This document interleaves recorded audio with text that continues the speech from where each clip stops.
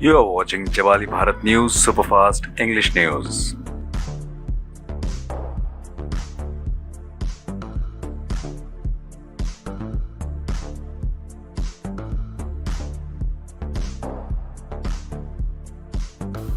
Weeks after a controversy broke out, both at home and abroad, over controversial remarks on Prophet Muhammad by the BJP's two now removed functionaries, External Affairs Minister S. Jaishankar on Saturday said that the sensibilities and sensitivities of people were impacted.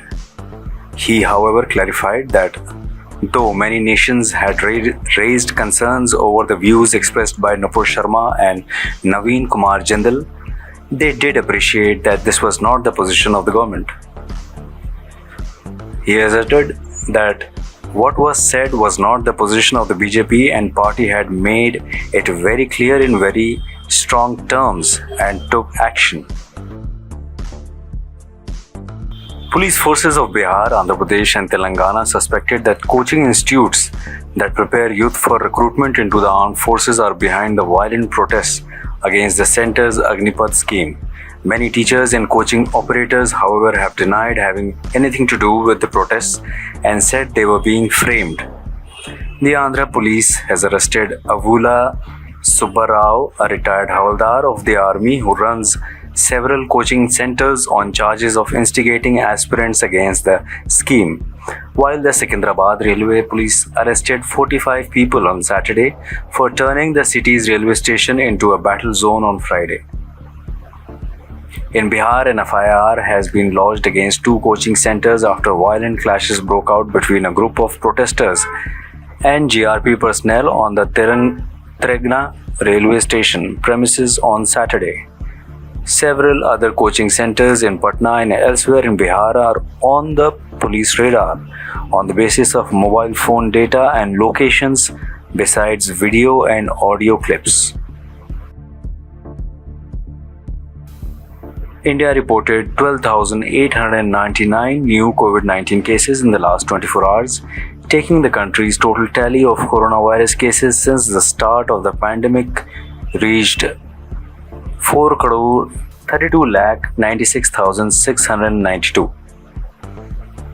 According to the Union Health Ministry data updated on Sunday morning, India's active cases shot up to 72,474 from 68,108 in the last 24 hours, even though the number of cases came down from the recorded 13,216 the previous day. The active cases now stand at 0.17% of the total infections. The war on Ukraine could last for years, warned NATO's head, according to an interview published Sunday by the German daily newspaper Bild. We must be prepared for this to last for years, said Secretary General Jens Stoltenberg. We must not weaken in our support of Ukraine even if the costs are high, not only in terms of military support but also because of rising energy and food prices.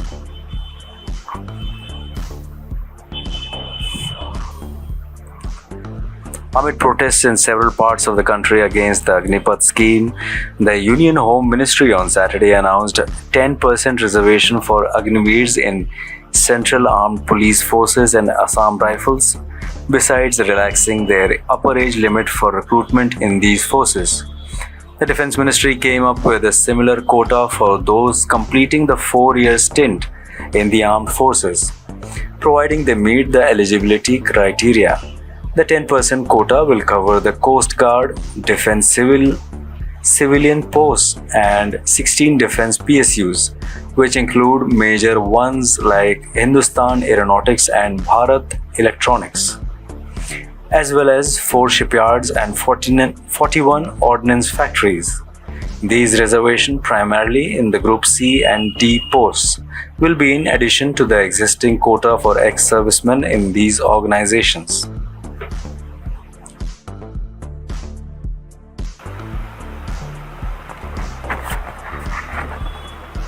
Saturday's decision on the 10% reservation for Agniveers in different defense arms was announced after Defense Minister Rajnath Singh held discussions with Indian Air Force Chief Air Chief Marshal V.R. Chaudhary, Navy Chief Admiral R. Hari Kumar, Army Vice Chief Lieutenant General B.S. Raju. General Manoj Pandey was outstation, and Defence Secretary Ajay Kumar on the overall situation. The Shipping Ministry and Indian Navy also announced a policy for introduction of Agniveers into the Merchant Navy.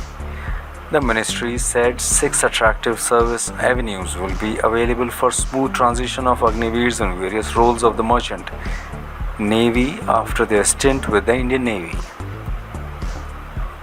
In 2019 and 2020, the most recent years for which data is available, vacancies in the central agencies including the armed forces have touched 10 lakh, more than doubling over the previous 4 years.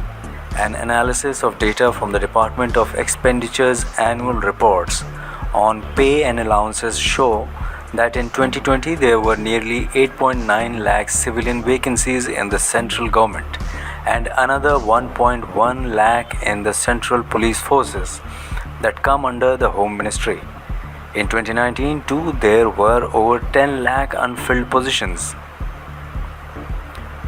Data on vacancies for both central government civilian posts and central police forces is still available since 2006 and show that from 4.7 lakh in 2006, the unfilled positions saw a major jump in 2010, 2 years after the 6th Pay Commission award was approved, and remained at more or less the same level till 2013.